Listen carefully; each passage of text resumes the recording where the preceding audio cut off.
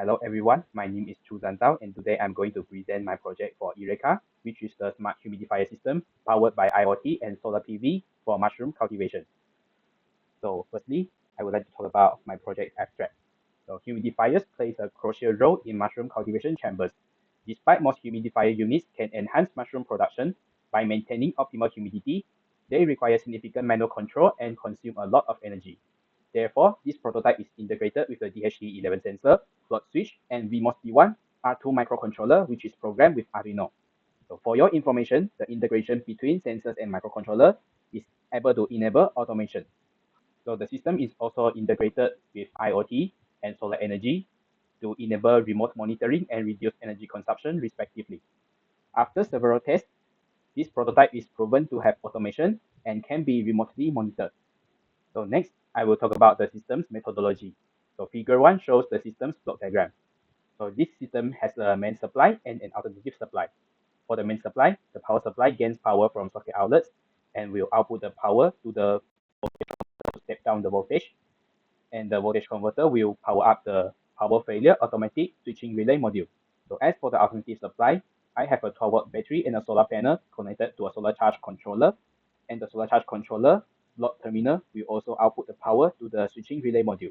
Either the main supply and the alternative supply can power up the switching relay module, and the switching relay module will power up the VMOS D1R2 microcontroller board.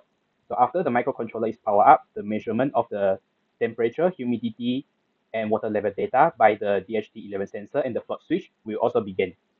And the data will also be displayed in the system template in the Blink IoT application.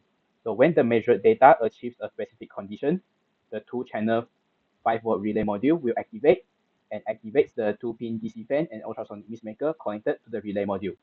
Conversely, when the condition is not achieved, the relay module will deactivate, and the same goes to the fan and the ultrasonic mist maker. So next, I will proceed to the system flowchart. So the system flowchart shows the operating flow of the system after the microcontroller is activated.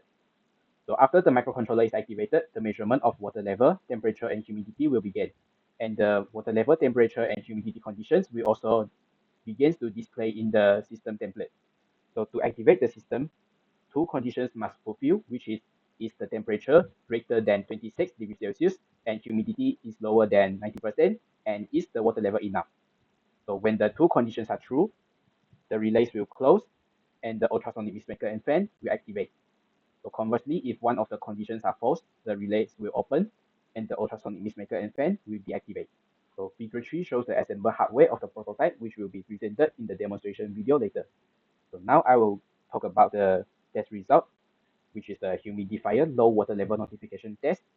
So this test is conducted to see that if I will get a notification or not when the water level is running low and turning off the float switch.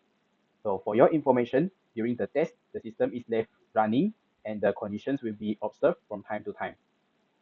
So after approximately 1 hour and 7 minutes, the float switch is being turned off due to the low water level, and I receive a notification from my phone. So figure 5 shows the conditions displayed on the widget when the water level is enough. So as we can see, the water level widget is being turned on since the float switch is still being turned on. Okay, as for figures 6 and 7 below, it shows the deactivated water level widget and the received notification when the system detects inadequate water level. Figure 4 shows the line chart presenting the temperature and humidity conditions during the test. So the line chart is constructed based on the test data from table 1. So as we can see from time to time, the humidity values is increasing and is maintained in a high level, while the temperature values is varying. Therefore, we knew that despite the system is not able to maintain the temperature conditions efficiently, it is able to maintain the humidity conditions efficiently. In conclusion, the system can control humidity efficiently. IoT integration enables remote monitoring and notification alerts, and the alternative supply keeps the system activate when unexpected events such as a sudden power cut occurs. So lastly, I would like to talk about the commercialization potential of this system. So it has a great commercializing potential in agricultural sectors. So this is because this system not only can be utilized in mushroom cultivation chambers, it can also be utilized in other agricultural sectors such as greenhouses, swiftlet houses, and vertical farm, which also requires humidity control. So it can also be constructed differently with different size of ultrasonic mist maker based on different needs and budgets. The integration between sensors, microcontrollers, and IoT into the system also contributes to the ease of use and reduce manual control of the system, which can also attract many investors to invest into the system.